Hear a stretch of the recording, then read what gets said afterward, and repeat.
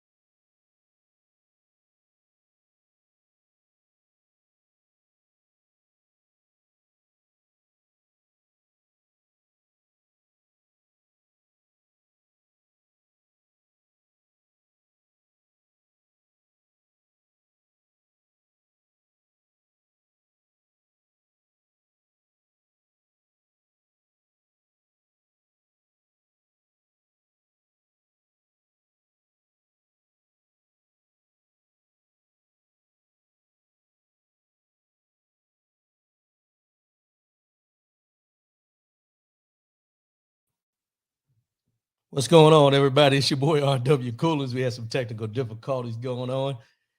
I'm back. Let's see what we can get here. Let me get everything resettled here. Let's just get these formalities. Good morning, James Battle. Good morning. Good morning. Appreciate the support. Ryan Hoodie. Good morning. Good morning. Appreciate the support. You know, you hate when these technical difficulties come into play, but you adapt, overcome, do what you got to do. The devil's busy.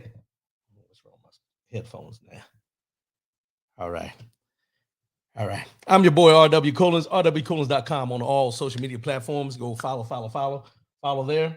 You can find everything you're looking for on rwcoolins.com. We're also broadcasting live on Facebook and YouTube this morning. Call in number 844-904-2665. That's 844-904-2665. No matter what the situation is, let your voice be heard. All we ask is for call in and say what you mean what you say. That's all we ask. That's all we have. Coming as for family, we leave his family. Come as friends, we leave his friends. That's what we do here on the Speak On It show. April Wiggin, good morning, sis. Good morning. Appreciate your support. Thanks for standing by. I don't know what happened with the internet. It looked like it dropped, but we back up. Let's get this show rolling. I'm a little disheveled, but we're going to get into this. Let's go ahead and jump in. Straight talk, no chasers. A straight talk, no chaser Saturday, y'all. Got some things I want to touch on. So let's go ahead and get into this. There is a shortage on baby formula. Let's talk about this. There's a shortage on baby formula. And they're blaming Joe Biden. Let's just be real. They're blaming the president of the United States for a shortage on baby formula. Not the producers, not the warehouses, not the manufacturers, not the shipping agencies. They're blaming the president for the shortage on baby formula. And I also seen where someone put out a post, I think it was a politician, that said, and I quote, that citizens should get baby formula before people seeking asylum, people at the border. They should not get the baby formula before United States citizens' children should get baby formula. I don't know how you take it. You know, it's up to you how you look at it. It's up to you. Still having technical difficulties, y'all. Y'all bear with me for a minute. But it's up to you how you want to interpret all this that's going on. But they're blaming the president, just like they are for the fuel, gas prices and inflation and everything's going on. Everything's being blamed on this president. And I said it before and I'll say it again.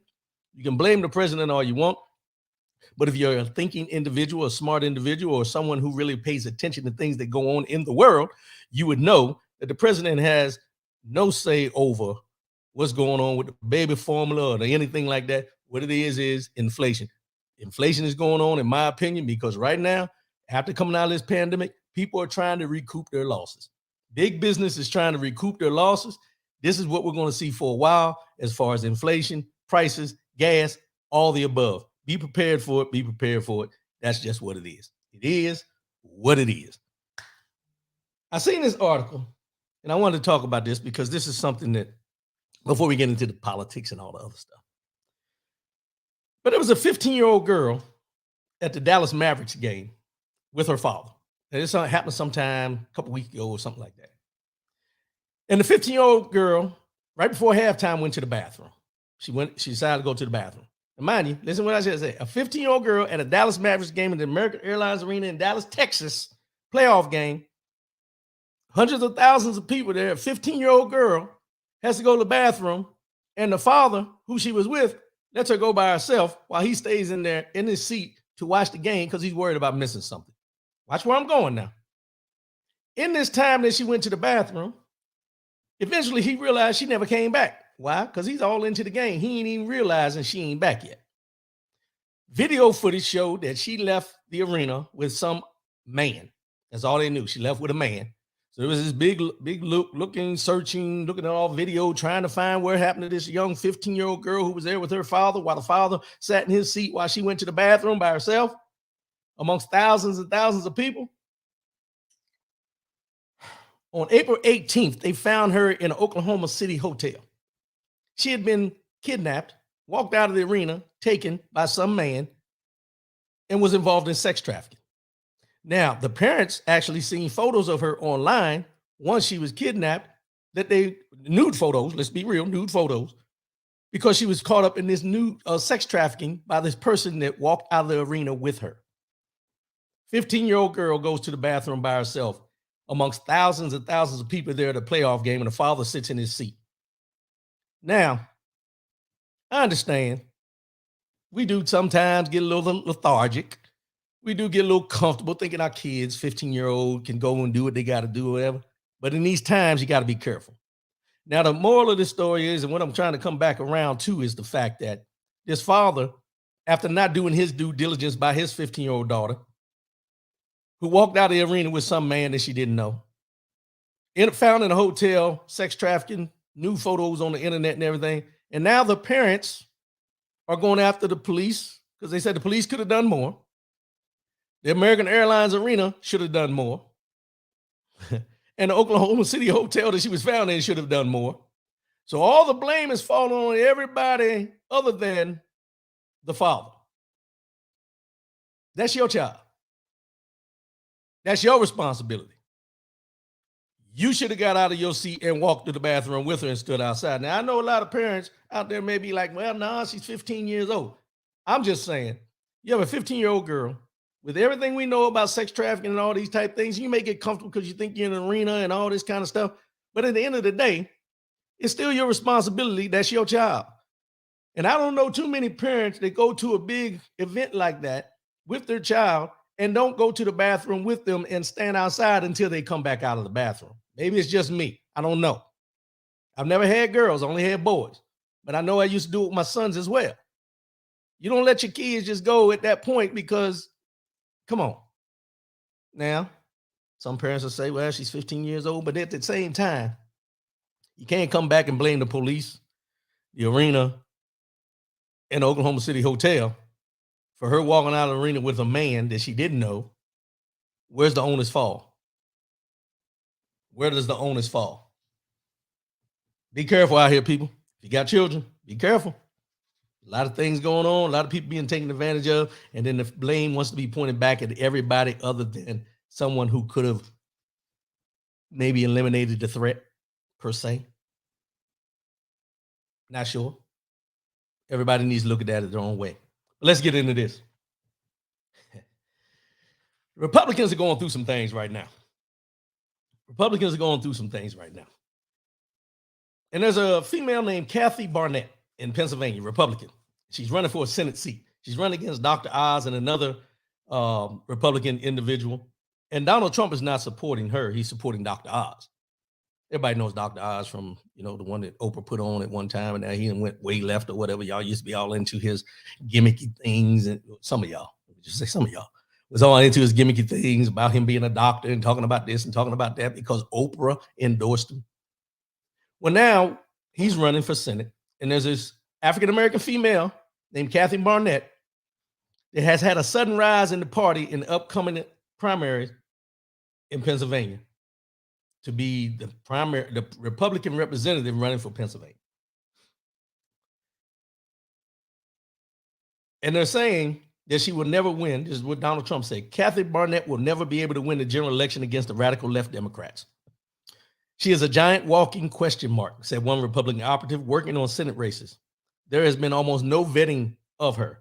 There's a lot that we don't know about her, including basic biographical details. So what they're saying is her running as a Republican, her coming and making this big run. Nobody really knows anything about her. Nobody knows her background. They haven't vetted her.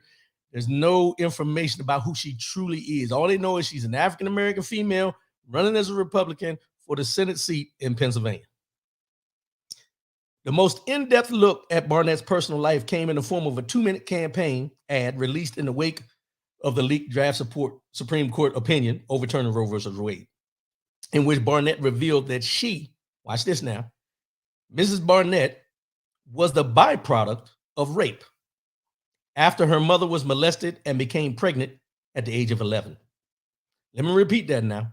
She was the byproduct of rape after her mother was molested and became pregnant at 11 years old.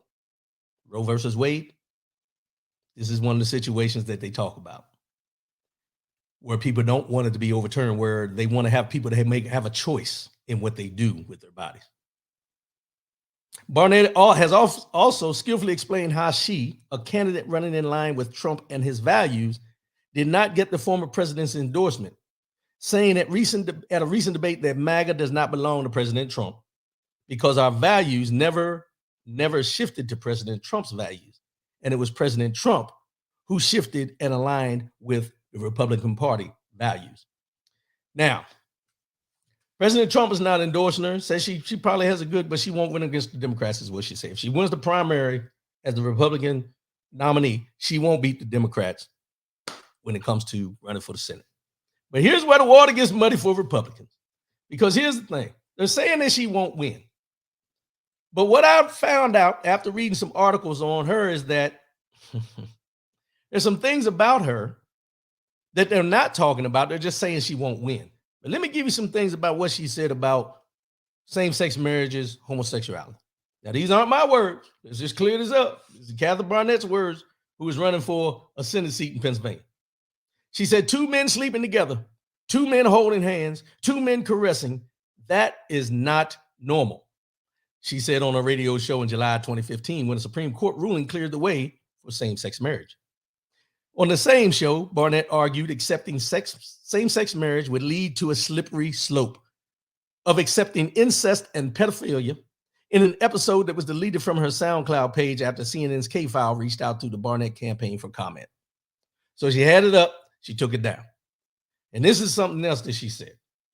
If love is the litmus test, who are we to say, well, your love is legitimate love, same-sex couples, your love is legitimate love, same-sex couples, but your love, father and daughter, is not legitimate.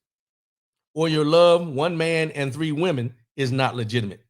Or 1 older man and a 12-year-old child is not legitimate. If love is the litmus test, it becomes a very slippery slope. And that is where we find ourselves today. Now, these are all her quotes dealing with same-sex marriage, homosexuality, and so on and so forth. She also mentioned in 2015, Barnett attacked the transgender former reality star and Olympic champion, Caitlyn Jenner, as deformed and demonic, while attacking what she called a barrage to normalize sexual perversion. In comments in the same post, Barnett warned of a takeover occurring by the homosexual agenda. On another show from the same time, Barnett hosted 2 ex-gays to show the real story behind all those happy gay photos we see and God's redemptive story in both of their lives. One conversation featured the president of Parents and Friends of Ex-Gays and Gays. In one post from 2010, Barnett wrote, "The homosexual agenda seeks domination." In a post in 2013, Barnett said America couldn't coexist with the homosexual agenda. But she didn't stop there. She said the aggressive homosexual agenda is coming soon to a kitchen table near you. And these are all the things that Mrs. Barnett has talked about and said in her past, leading up to the fact that she's running for a Senate seat in Pennsylvania. But she had more to say dealing with the anti-Muslim views. And this is what she said, and I quote, "You're not a racist if you reject Islam or if you reject Muslims, because they are not a race of people. They are a particular view. There are people that have particular views of the world, and we have a right to discriminate against world views," she said. "We discriminated against Hitler's Nazi Germany view of the world, right? That was a world view. That's how we saw the world. That's how he saw the world around him. And we discriminated against it. We rejected it. We rejected Stalin's view of the world, right? Because that's a particular view of the world that we don't agree with. We have the right to discriminate against worldviews because all views are not morally equal. All views are not equal, so we have the right to reject it. And let me just say offhand, I reject how Muslims see the world." This is a person running for Senate in Pennsylvania under the Republican platform. She hasn't been vetted by the Republicans. Republicans are scared of her. They're saying if she wins the Republican nomination in Pennsylvania, that she won't win against the Democrats when it comes time to run. So Trump hasn't endorsed her, says she's a good person, good for the Republican Party and so on and so forth. But they're not talking about all the things she has said about her views on homosexuality, her views on same-sex marriage, and her views about Muslims. They haven't talked about any of that. They haven't brought any of that up. These are things that are coming out now to recognize that her views are kind of way, way out there compared to what, per se, the Republican Party is. But let's just be honest here. Everything that I read there about what her comments were, what her views were from where she stands and being a part of the Republican Party is the views and are the views of a lot of people who vote for the Republican Party. You may not have all her views, but there's a lot of people, and I'm not even just going to say Republican Party, let's just talk about people as a whole, have the same views as I just read that her views are about homosexuality, same-sex marriage, and the Muslim religion. Let's go there. See, these are things that come out when the political organizations want to get you to see what one person is saying rather than what their whole platform is built on. This is where, when I talk about politics, when I talk about being involved, when I talk about paying attention, this is information from one individual. That one individual is not the only one with those same views. This one individual is the ones whose views they chose to put out there the loudest. So we know her views. What are Dr. Oz's views? What are the other person's views who's running for Senate for the Senate position in Pennsylvania that has not been endorsed by Donald Trump or the Republican Party? What are the views of all the other people running for primaries coming up that are going on right now? What are their views as far as what she's talking about? See, they'll chastise her and talk about her views now that they're out there because they went back and found the information they wanted to find and put it on Front Street. But there's a lot of people that agree with her views that are running for these seats that you will never hear about. Why? Because that's the ones they want in position. It's just the way the game goes. It's the way it flows. OT, good morning, my brother. It's the way it flows. And the reason I bring this up, I don't want to beat this African-American woman down. I don't want to beat this sister down. I'm just going to call it what it is. I don't dislike her. I don't know her. I don't care about her political affiliation. That's her choice. But what I do have a problem with is it just seems to me that we can get all this information about her and her views because they don't think that she will be able to win if she beats the other Republicans. That the Republican Party has made it a point to highlight everything that they feel would be wrong about her. That is the same thing that is wrong about a lot of other politicians that are running at this time. All I'm saying. And I'm not trying to make this a black or white issue or anything, but it just so happened that her views and her opinions were put on Front Street this week, and I just happened to see them. So I wanted to bring them to your attention. But at the end of the day, whether she's Republican, whether she's Democrat, her views are her views. Some people will still vote her into office because they agree with her views. Some people will still vote her in office because they don't like the other candidates. But we have to be cognizant that her views are not only her views. There's a lot of people that share her same views as far as same-sex marriage, homosexuality, and the Muslim religion. And we continue to still vote them into office knowing what their intentions are of overruling certain laws, which we have on the books right now in case of Roe versus Wade. If we can get this information, if I can find this information on the internet about one political person trying to run for office or trying to be put into position, where's the information on all the other ones?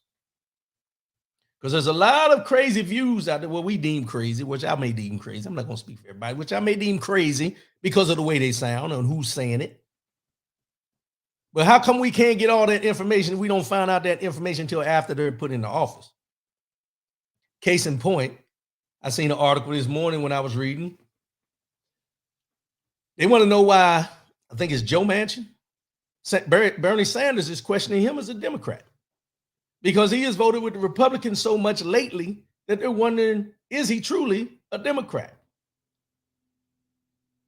Because he didn't want to, he voted against some things this week. I didn't read all in depth, but we've heard, was it Christine Sinema and Joe Manchin's name brought up many times when the Democrats in the Senate were split 50-50 and they have the chance to pass something, it was a 50-50 split, that the deciding vote will be the vice president of the United States, which is the way it's set up. But it never gets to that because Christine Sinema and Joe Manchin continue to go against what the Democrats are trying to push forward. So Bernie Sanders this week questioned his political affiliation of being a Democrat when he continues to vote or side with the Republican Party. See, these are the things where I always get into this, where I say sometimes that political affiliation does not truly show how you truly feel about what's going on. I don't consider myself a Democrat. I don't consider myself a Republican. I consider myself an independent because I consider myself an independent thinker where I can pick and choose who I think is going to do the best for what state I'm in as far as representation and as far as who's going to be the president of the United States, whether Democrat or Republican. However, the lines have been drawn so clearly now that if you're Republican, your views are this way. If you're Democrat, your views are this way. And there's no middle ground for the whole United States of America because everything is based on what party you belong to, what beliefs you may have with that party, or where you stand on certain issues like Roe versus Wade, same-sex marriage, the things that we don't think are important, but impact many, many people.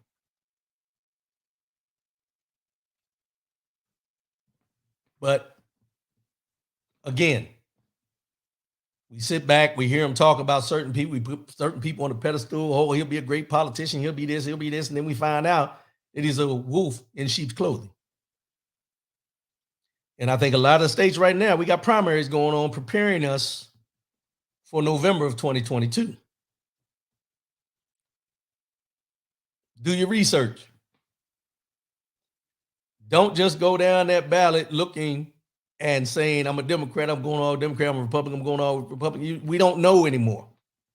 We don't know who's out for the best and for the further interests of everybody in this United States of America. That's where the problem's at. That's where the problem lies. Ms. Vernique, good morning. Good morning. Happy belated birthday, my sister. But those are the things that we're looking at. Now I'm going to switch up a little bit here because I think everybody's seen this week Delaware State University lacrosse team returning from a tournament in Georgia. And they were stopped on April 20th on I-95 in a little city called Liberty County, Georgia. Deputies said the vehicle illegally traveled in the left lane, so they pulled it over.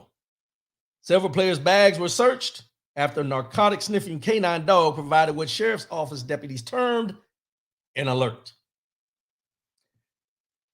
Now they're saying it was racial profiling and all these different things because Delaware State University is I don't think it's a historically black. Somebody correct me if I'm wrong. I'm not sure if it's a HBCU or not. However, a large contingent of people who attend there are African-American descent. However, police body cam video of the stop contradicts some of Liberty County Sheriff William Bowman's initial statements about the incident, including that his deputies did not search personal items. Bowman later said he misspoke and meant to say none of the passengers on the bus were searched. Now, that's a big difference. And the only reason he came back and retracted what he said is because there was video where, and these was, like they said, those camera phones, there was videos where some of the lacrosse players on the bus, the college students, videoed the officers while they were searching through the bags that they pulled from underneath of the bus. And the one officer got on the bus. And this is what he said to them while he was standing on the bus before they got to searching. He said, if there is something in your luggage, please tell me now, because if we find it, guess what? We're not going to be able to help you, said the officer. Marijuana is still illegal in Georgia. He even went on to say, if there was any paraphernalia that you would put drugs in, even though you may not have the drugs with you, he went into all this long dissertation about what they might find if they search, and if you have any of this stuff, you need to come forward now, and so on and so forth. But all this was done because they said that the bus traveled illegally in the left lane. And then they said that a dog alerted the officers to something. And that's why they decided to check all the bags underneath, even though the chief said that the county sheriff said they never checked any bag. And he came back and said they didn't check any of the persons or the bags on the persons inside the bus. Now, this happened on April 20th, but the incident was first reported on May 4th in Delaware State University's newspaper and began gaining national attention. So from April 20th to May 4th, nothing was said about this. And people are now questioning why Delaware State University never said anything about it, why it was never highlighted, why the questions weren't posed as to why this bus was searched in the way it was searched. And they said now that the Delaware State is reacting because it's in the news. That's the only reason they did anything, because it's in the news. They should have reacted when it happened. This is what people are saying about Delaware State University and their students being affected by what happened. And somebody said the question is, are our kids safe when moving around these states that seem to be red states? The group is asking for a federal investigation into the matter. And they're also saying that every student on that bus, the whole team, they violated their civil rights. I don't know how you feel about it. I understand the suspicion of certain things. Don't get me wrong. I understand that in a lot of situations. But let's take into account this is a college team traveling from a tournament, heading home after the tournament. You pull the bus over because of be traveling in the left lane illegally. And then you decide that you're going to search the bus. The question is, when did that come into play because of the illegal? Because you pulled it over for the driver, not the passengers. And now we got into this big search of the undercarriage of the bus, the luggage, and so on and so forth. Sounds fishy to me. Could be legit. I'm not sure. I'm not a police officer. I don't know how these things work. But I know I've been pulled over. I'm not going to say many times, but a time or two. I give them what they need when they first pull me over and anything. I ask them, hey, what did you pull me over for? Oh, you were doing 91 and the 75. Not that that ever happened to me, but it may have. Give them the information and everything. Never once have I heard them say, we're going to have to check because there's suspicion. If you got any drugs, anything in the car, you need to let me know now before we do this search, because if we find it then, ain't nothing we can do for you. Now, that's just me. I know there's people out there that have had that happen to them, where it goes from a regular traffic stop to them pulling seats and digging in everything and doing all that kind of stuff. But is this normal practice, or is it normal practice depending on where you are and depending on who you are? James Battle, their civil rights were violated. The young ladies were not driving the bus. That's the point I was trying to get to. Thank you very much, sir.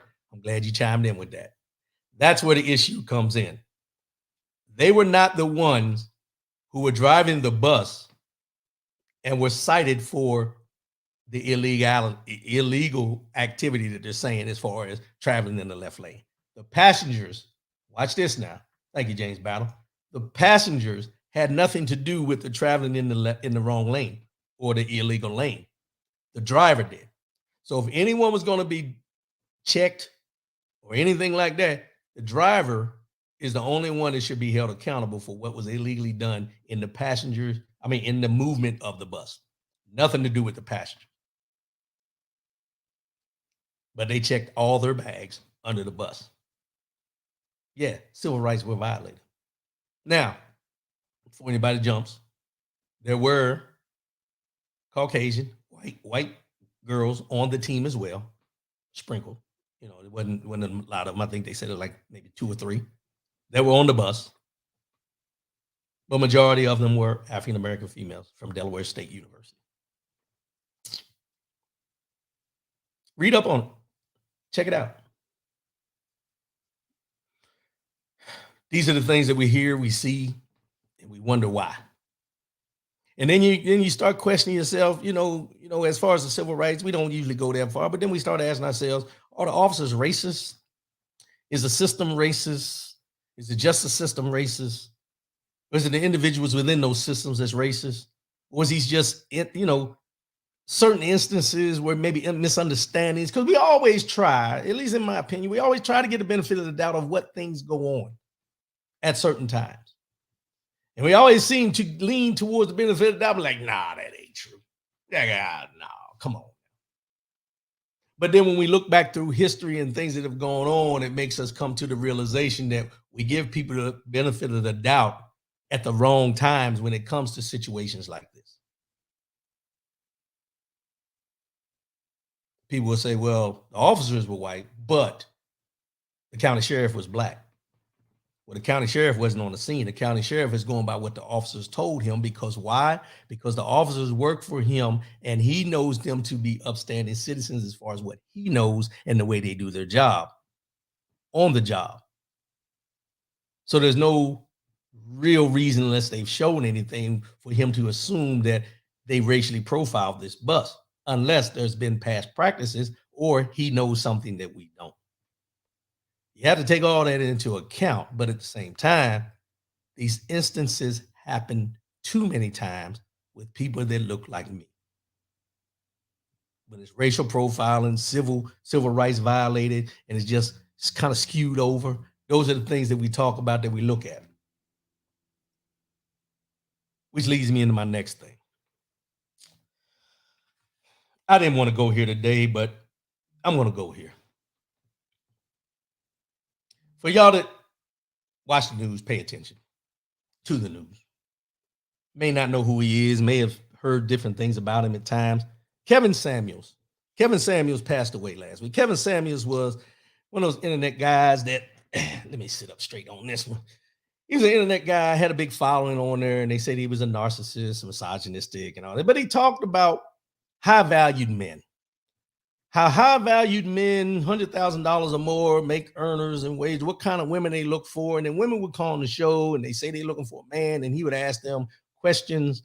And I got an example here, but let me just go here. I don't want to, let me just give you the example that I'm talking about. And this article that I pulled talks about his death and who he was. And it says, wearing his signature glasses, suit and tie, Kevin Samuels casually sat in his chair talking to a single 35-year-old black mother who called into his popular YouTube show to ask for dating advice. The woman who said she has a teenage son and makes six figures through her pet grooming business, explained that she wants to meet a man on her level who also makes six figures. Suggesting that she lowers her standards, Samuels repeatedly insulted her appearance, her business, her age, and the fact that she's a mother. 35, 13-year-old son. This is what he said now. This ain't me. Let's get these good mornings out the way first. Hold on. Jackie Banks, good morning. Good morning. Appreciate your support. We miss you too. TC, what's up, my brother? Appreciate the support. Appreciate the support. So Kevin Samuels, who they say degrades women and everything when they call in, this is what he said to her after he found out who she was, 35-year-old single mother, 13-year-old son. He went, and this is what he said. 35 years old, 13-year-old son with a sketchy father. Why would a man who is in the top 10% of earners, who women across the country want that? He said in the December 2020 YouTube video that has since garnered 2.8 million views. After calling her average looking at best, he then told her to lower her expectations. Women like you die alone, straight up, because you think you're better than the men that you qualify for. So this is how he came at these women that called in. Melvin Jackson, good morning, bro. Good morning. Appreciate the support. This is how he went at the women that called in. Now, I'll give you that synopsis of what type of show he had, because some people may not have seen the show. People probably heard his name all over the internet and everything. And I've watched a couple of his shows just to understand exactly where it was coming from. And you got big debate going on about whether he was good, whether he was misogynistic, was he, all the different opinions you can have, whether, he had good views, bad views, or whatever. There was a lot of men who were Kevin Samuels fans, because the opinion was that Kevin Samuels was saying what men have been saying for years, as far as the expectations that we want have always, well, as men, not we, men, the expectations that men have as far as what they want. And when we have opinions or men have these views of what they want, we're looked at differently than women who have those views of what they want. And we're supposed to lower our standards to meet their standards, per se. This is what the men who agree with him would say. William Hoodie, good morning. Good morning. Appreciate the support. However, when you hear these women call in and you hear how he would tear them down, I watched one episode where he asked a woman, "How much do you weigh?" She said, "I'm not going to give you my weight." He said, "No, we're not going to do that." And he actually kicked her off the show. He kicked her off because she wouldn't reveal her weight to him. I found that to be kind of crass. But then there was another woman that called in. He asked her how tall she was, asked her dress size. She said, let me get it right now, because I don't want to make up nothing. He asked her how tall she was. She said, I think she said she was like 5'5", 5'4", 5'5". He asked her what dress size she wore. She said a 10-12. Then he asked her how much she weighed. And she said, I think she said like 175, maybe, something in that range. And he told her, "You a 175 lie. I can look at your face on this camera and tell you a 175 lie. You about 250, you about linebacker size." This is the conversations that these women would subject themselves to when they called into his show. Now, my question is, if you don't agree with what he's saying and what he's doing, why are you calling in? Number one, I'm not trying to defend what he does. I'm trying to give you a view of where we're at in society. And then I'll get back to Kevin Samuels and his death and what's going on with that. But I always say this, every opinion does not require a response. So these women that will call in and know what he's going to do and continue to call in, you have to ask yourself sometimes, is this for entertainment? Is this serious, or what is it?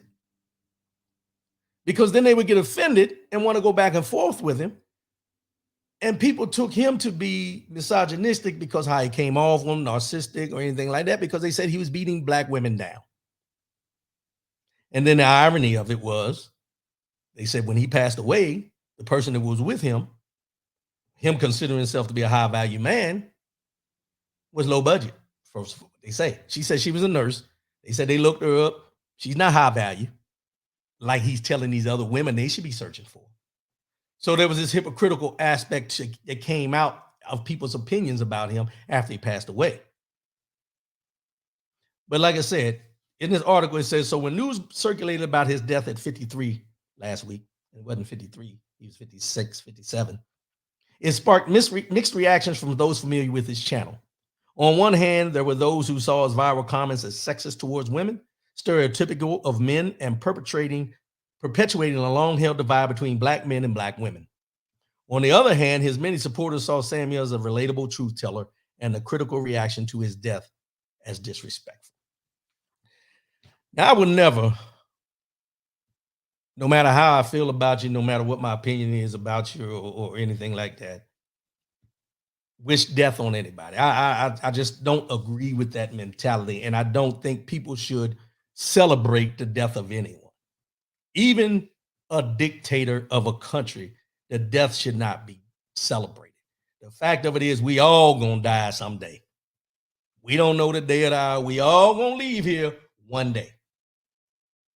And what you had to ask yourself is, if you're one of those people who runs around and celebrates the death of someone because you didn't agree with who they were, what the views were, anything, and you're celebrating, he should have been gone, or she should have been gone, or about time, and all the things they did, all the different things you hear. Understand that one day you're going to leave here, and there's going to be people still here on this earth who have opinions about you as well. How they feel about you, how they felt about you, whether they loved you, whether they hated you. There's always going to be those opinions about you. Not that you should care. Let's just start there. But there will be.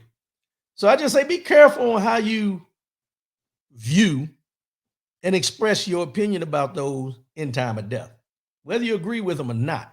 Sometimes silence is the one time where I'll tell you, silence is probably your best approach when you don't agree with someone or something that has happened between you and another person upon their death. It's just my opinion. And I send this advice out to somebody. This is somebody who has a large following, per se. A large following in the religious realm as a pastor. Pastor Jamal Bryant this week, well, last week in his sermon, Pastor Bryant called out Kevin Samuels for his critique on women over 35 and even called out the fact that they had to create a GoFundMe page account in order to give him a proper burial. Now, this is a pastor of a church, a pastor of, I would call, a mega church. He took over Bishop Eddie Long's church down there in Georgia. Everybody remembers Bishop Eddie Long, I think. But he took over his church, which has a large following in Georgia. But for him to stand in the pulpit and preach this to a congregation of folks who follow his teachings is an issue. And it says in the now viral clip, Brian said, "How can a man say that you are of low value after 35? How can a man say that you don't have the level of traction of a high-powered man when that man has to get a GoFundMe for his funeral?"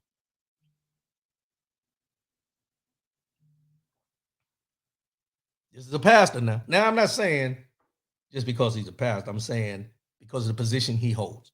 There's certain things in the position you hold that should be off limits as far as what you want to put out there in the atmosphere to people who follow you because of your teachings and your godliness and the way that you trying to tell them on how they need to get to God.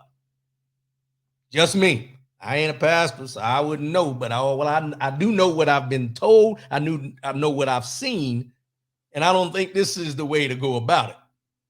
Pastor Jamal Bryant. That's just me. But let's get into the fact of how Kevin Samuels, after his death, has been more vilified than he was during his life.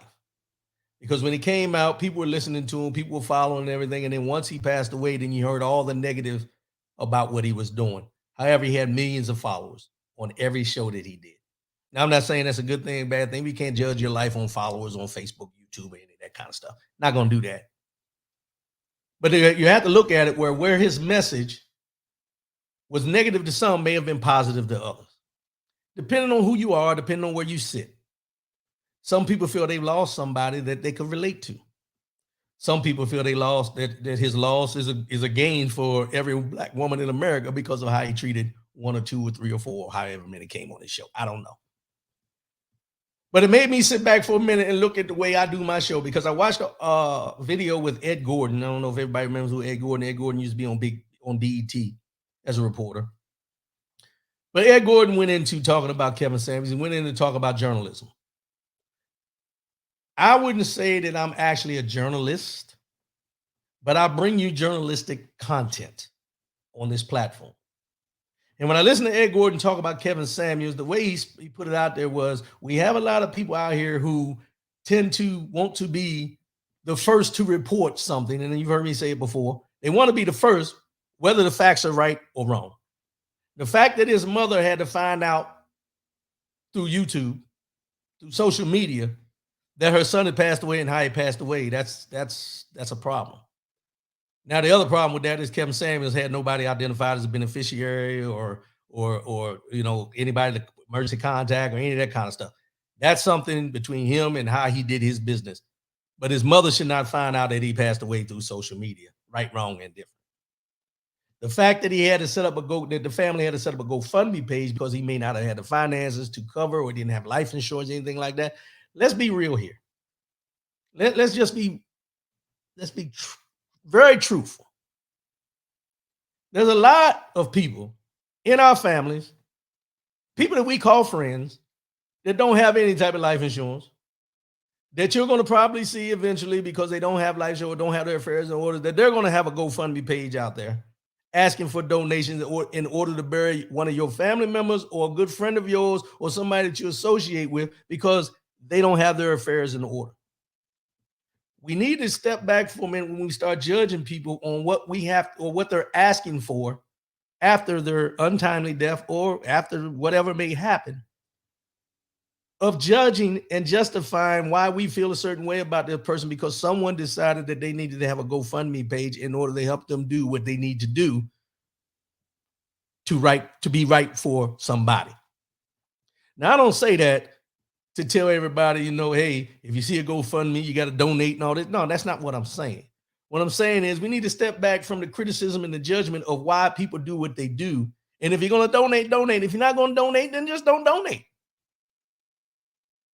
But because you see somebody sitting in front of a camera, sitting in front of a microphone, and they got this big following on YouTube or Facebook or anything like that, don't assume that because they have this big following that they got big pockets. Don't assume because they sit in front of this camera or this microphone that they got everything together, that they are 100% on point. Don't assume that because you see people in front of this camera or microphone, just like I sit here every day, some of y'all know me to be who I am.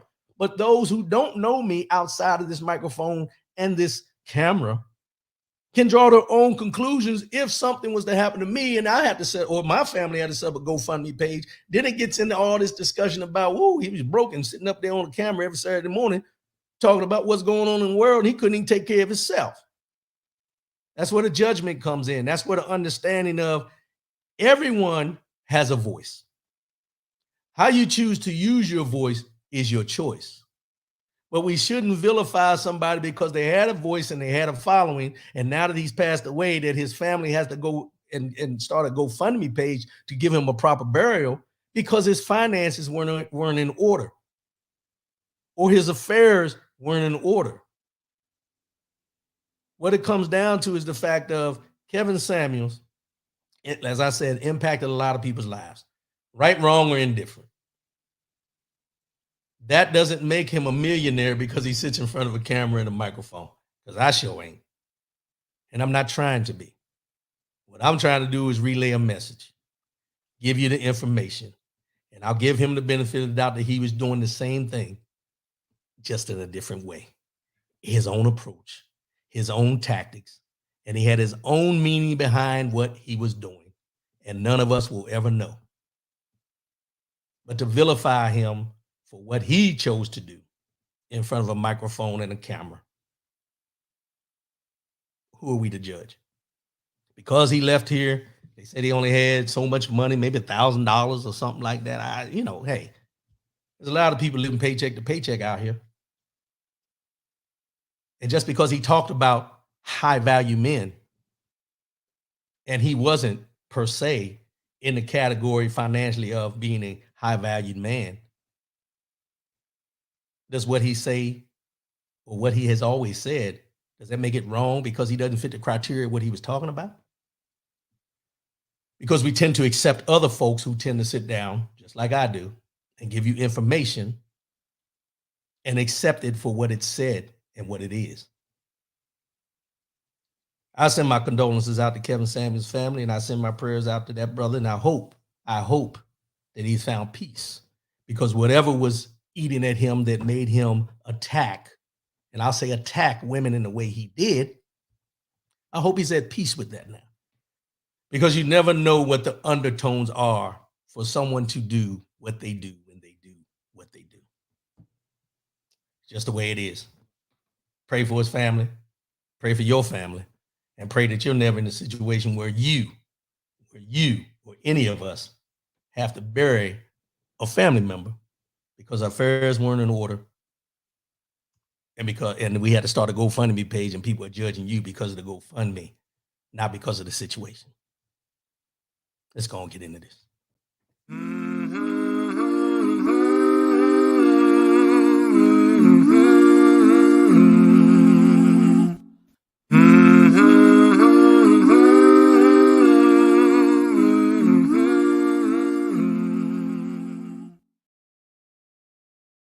Mind, body, and soul. Mind, body, and soul. It's the year 2022. We're taking it 1,440 minutes every day. 1,440 moments in your day.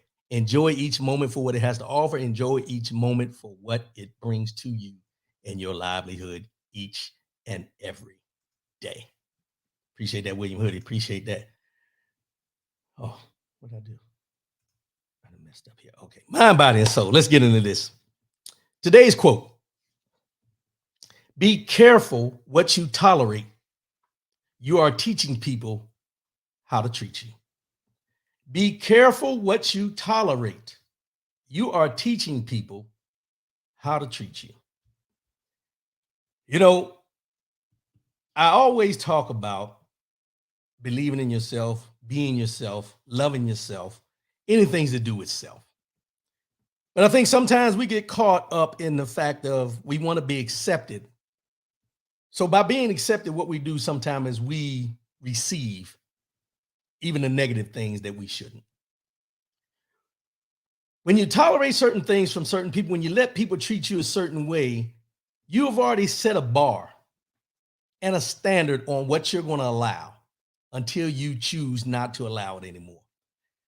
People will sit around and they'll joke, or there's times, and I'll just bring it personal right now. There's times where I would be in my past around a bunch of guys and everything, and people was like, "Oh, you the man, you the man," and you take that and you hear that and you take that as a badge of honor. You the man, oh, you the man, you the man. But what you don't realize is when people throw those little innuendos, those little signals out, or they're trying to prop you up and everything, what they're actually doing, rather than while you're accepting as being propped up, they're really tearing you down. Because what they're really telling you is you the man, and what they're saying it, they say it in a way that they're kind of, you know, putting you on this pedestal, but they're really doing is tearing you down by using those terms to identify who you are. Because what they're really trying to tell you, and what I got from it when people would tell me that as a young man, when I would hear that, "Oh, you the man, bro, you got this going on, you got that going on," and I took that as a thing of where they were looking at me like I got my stuff together.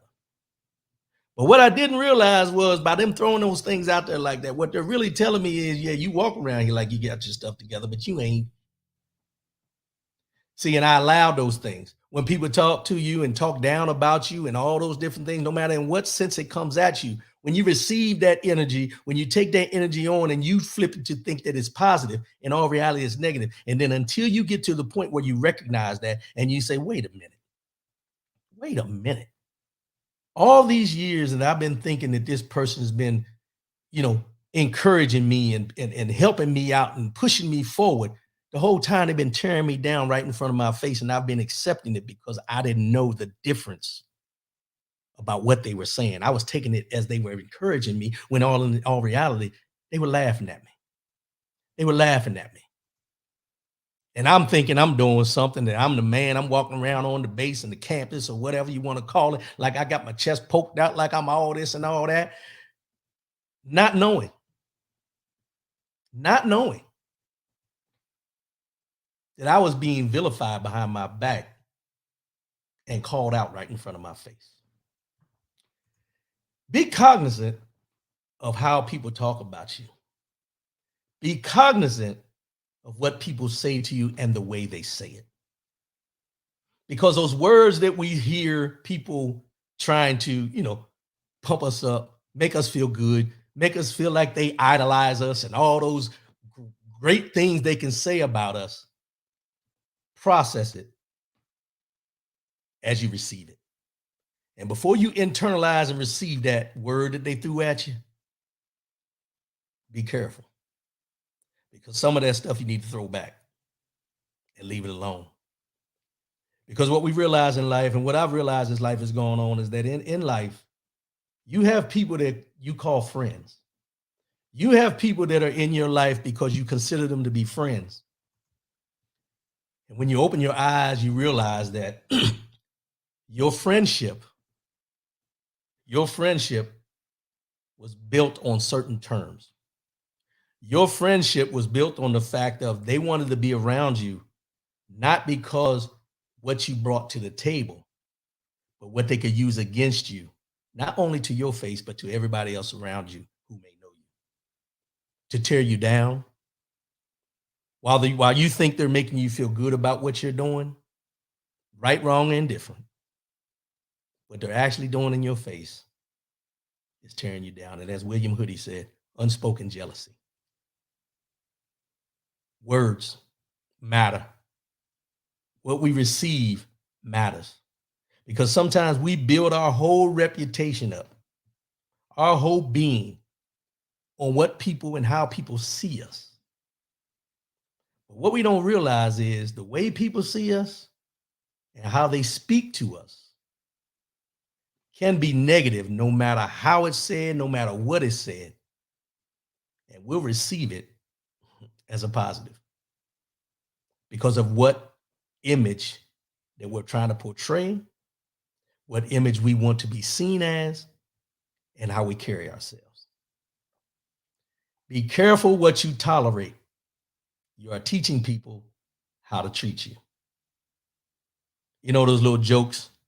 Oh man, I seen, I thought you was all, you this, you that, that stuff that you hear and it starts building your mind up and you start feeling a certain way about yourself that, you start, you know, building up. And I'll take it on the other end as far as that.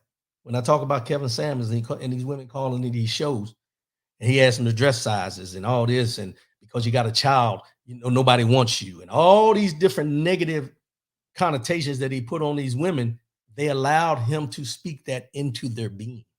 They allowed that. He said it, but they didn't have to receive it.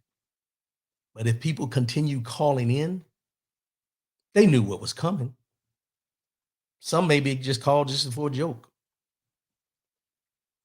But the allowing of that to happen over and over again, whether it's your first time calling in or where you never called in and you sat there and watched and you received that negativity and you received that thing, it just dwells in you. It's like I always say, when I tell you, you got to take mental breaks and sit down sometimes, all the things, we always talk about, and I'm going off a little bit here, but we always talk about food. And what foods we should be eating, what foods are healthy for us, what foods we shouldn't be eating, how the calorie content and the sodium content and all that kind of stuff we talk about that will affect our internal workings of our body. But we never talk about what we listen to, what we watch, and what we speak, and how it affects our mental capacity on an everyday basis on where we're going, how we think, what we want to think, and what our next move may be. We have to be cognizant of all these things in its totality. If you're going to worry about what you're taking in your body and how it's going to affect your internal organs, then you need to be just as concerned about what you're looking at, what you're listening to, and how you're speaking, because all that is included. All that is included. I appreciate everybody tuning in today. As I always say before let me just say this first. I'm sorry, I got a little bit ahead of myself. Just remember that quote from the day. Be careful what you tolerate. You are teaching people how to treat you. Just remember that. But I will say this. I mentioned in the beginning, we got primaries going on. I got my book sitting out there on the counter that they sent me with all the people that are running or whatever. I got to do my research. Just like I can sit down and watch the NBA playoffs and all this kind of stuff, I can sit down and take interest in who's going to be, legislating at the city level, the county level, the state level, and at the country level with these elections coming up. We all need to find time to do that. And it doesn't take long to go in there and do the research to find out who's what, who, what, when, where, and why. If we can sit down and watch a basketball game from beginning to end, that's what? How long is a basketball game? 15-minute quarters? Something like that. I can't remember. I ain't played in a long time. However, if you can sit down and watch basketball games all day long, you got time to open up that primary book they send you, research the people that are in there, research the people that are running for those offices, and find out what they're all about. Just like you can do research on a woman that you're trying to date or a man you're trying to date and do that undercover ops. Be cognizant. As a matter of fact, let me just put it this way. I'm sorry, I'm going a little long on today, but here's the thing. Let's do it this way. Remember back in the day when you thought somebody was doing something, if you was in a relationship, you thought somebody was doing something that they shouldn't have been doing under your watch, and you decide that you're going to go and find out what they're doing. You hide behind bushes and doing drive-bys and all those things, all those crazy things that you consider crazy now that seem like it makes sense then. But all those things you did because you didn't want to be looked like a fool, because you didn't pay attention to what was going on with the person that you was dating or otherwise. Use that same energy now because you're in a steady relationship. You don't have to do those things no more. Most of us don't have to do those things no more. Take that time and effort that you did back then doing that and put that effort into researching and finding out who's running for these offices that's going to legislate these laws that's not going to only affect you now, but your children, your grandchildren, and your great grandchildren on down the line. Just want to put that out there. As I always say before I sign off, love yourself, love one another, keep your head up, and most definitely, keep your faith in God. I'll holler at y'all and I'll see y'all again next week. And I'm out. Peace.